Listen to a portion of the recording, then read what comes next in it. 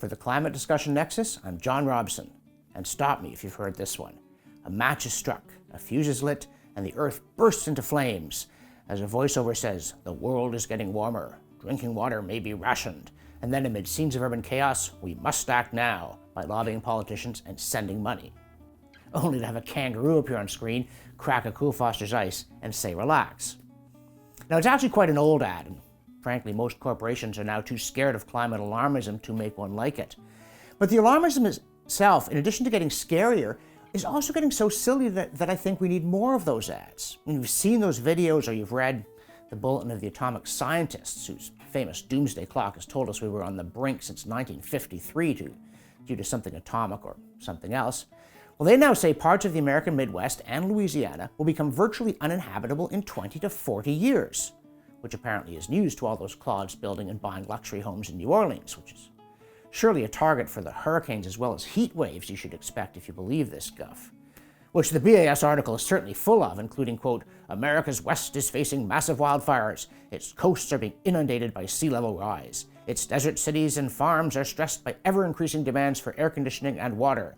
The Southeast faces increased hurricane risks. The Heartland is seeing extremes of both heat and precipitation.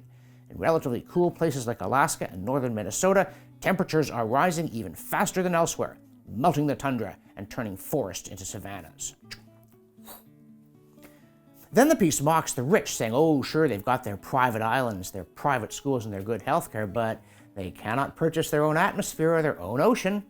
And then it goes after all those other chumps as well, saying, quote, because many Americans do not yet recognize climate change as an emergency, some are still migrating into harm's way.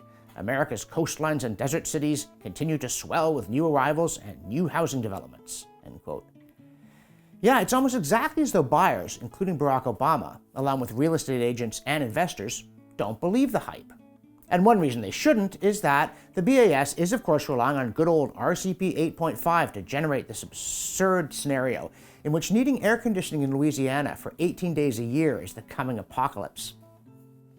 On that basis, we should probably credit the European Commission for at least finding a different mistake on which to base its ludicrous prediction that beaches were going fast and would go faster.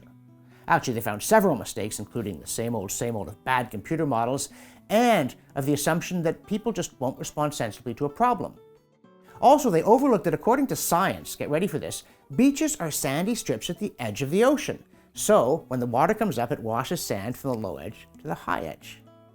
Exactly. If you've been wondering, that's why over thousands of years of changing sea levels, the beach is always next to the sea. It doesn't go one way and the ocean the other. It's just sitting there waiting for a kangaroo to crack a cold one. Unless people do something dumb like build a seawall behind the beach, which the EC apparently thought Australia was going to do with most of its 7,000 plus miles of beaches resting on empty outback. If you want more of this kind of thing without having to look at my face, click here and sign up for the newsletter. Oh, speaking of money, of which I am even if you weren't, the Washington Post, which he owns, says Jeff Bezos of Amazon has just given $791 million to climate activists with $9 billion to follow, which isn't chump change even to him, let alone us. But as lavishly funded deniers, I'm afraid we're still passing the hat for those $5 monthly pledges because we're not the activists he was looking for. Even though we're not actually invisible, though Bill McKibben just claimed that, quote, classic climate denial, end quote, was a dead letter, quote, outside of the Trump administration and the right wing of the Republican Party, end quote. So I guess we must be new denial or something. But I know what we're not, and that's rich. In fact, the Post story quoted the head of the Rocky Mountain Institute who said, quote, climate change is the biggest crisis facing humanity, but despite lots of great work, has been an underfunded area of philanthropy, end quote. Well, thank goodness that's over. His outfit just pocketed $10 million from Bezos to add to its $55 million budget, which comes from a bunch of government agencies as well as other donors, and supports 260 staff members. Boy, that must be rough. Now, Bezos is a private individual. He's free to earn money, and he's free to give it away. But for goodness sake, stop playing the alarmist David facing the denier Goliath, which is huge, sinister, and rich. Because if that's the kind of mess you make of economics and accounting, there's no telling what you'll do with science. Oh wait, there is. For instance, an alert reader of our newsletter sent us a story about how Greenpeace got into trouble back in 2008 for a book showing Spain going under due to climate change, that famous inundation of the coasts, including the resort of La Manga, which turned around and sued them, saying the alarm they deliberately caused was harming property values. Of course, you know the sea did not submerge La Manga. Unfortunately, what happened instead is that El Mer Menor, where the resort is located, became horribly polluted, and we don't mean with carbon. It seems that when the authorities devote their scarce time and money and somewhat dubious talents to fighting an imaginary problem, they often neglect a real one. Oh, and here's another example of what these lavishly funded alarmists will do.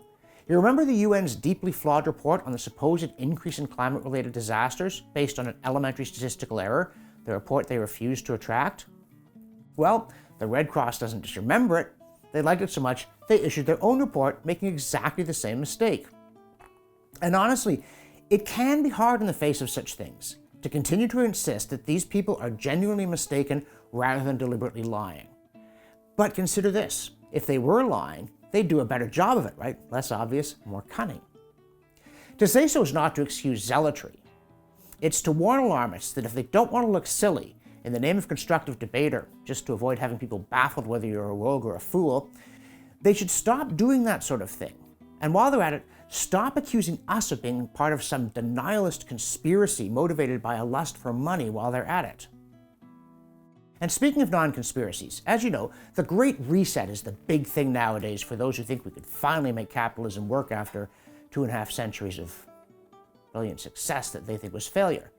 But as the experts who say just let slip, if Joe Biden's whole ambitious climate plan is implemented, part of the Great Reset, it's probably going to reduce global temperatures by about 0.1 of a degree in 2100.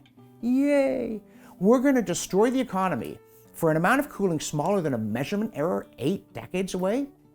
It hardly seems worth doing, let alone plotting to do. Besides, it requires China to go along, which isn't happening.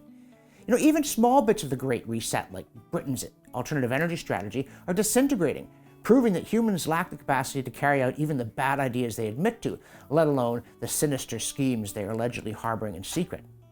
What you see is what you get, folks, including a fiscal smash-up and a busted windmill. Now, if you see our newsletter, you also get a warmer Arctic, thousands of years ago. And now it turns out a similar pattern in the American Southwest and the tropical Pacific. Unprecedented warming today? Don't you believe it, because the science says otherwise. As it also says that if you want to grow wheat in space, which we realize is a bit of a boutique aspiration, then, CO2 Science notes, a new Chinese study says wheat exposed to 4 different higher concentrations of CO2 than you find on Earth over a period of months in the Lunar Palace 1 spaceship back in 2014 liked the extra carbon pollution, while the 3 volunteers monitoring the experiment for 105 days took no harm from it. And also from that source, I mean CO2 Science, not the Lunar Palace, it seems that happy corn raised with lots of CO2 has happy corn offspring that like it too. Almost as though plant food was good for plants, science says. So, if you like these videos in the newsletter, please subscribe if you haven't already, share them with friends, and even if you're not Jeff Bezos, drop some change in the hat. For the Climate Discussion Nexus, I'm John Robson.